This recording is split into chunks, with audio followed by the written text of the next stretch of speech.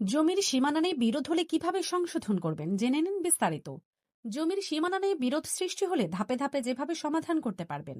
Number 1, মাঠ পর্যায়ে সীমানা পরিমাপ বা মাপঝোঁক করান।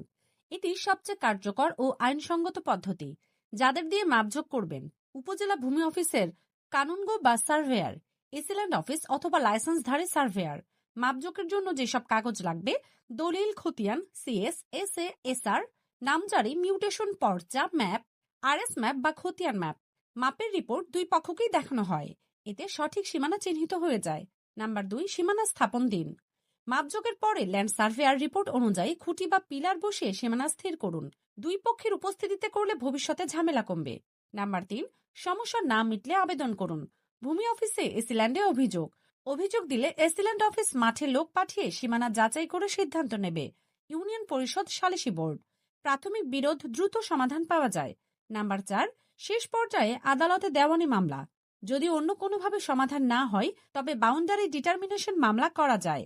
আদালত সার্ভেয়ার নিযুক্ত করে সীমানা চূড়ান্তভাবে স্থির করে দেয়। যা করবেন না: নিজেরাই জোর করে সীমানা দখল বা চিহ্ন বসাবেন না। মারামারি, চাপ, হুমকি এসব করলে আইনি বিপদ হবে। মৌখিকভাবে জমি বিনিময় বা সীমানা পাল্টাবেন না, লিখিত প্রমাণ রাখুন। আইনি পরামর্শ বা তথ্য জানতে আমাদের ফলো করুন।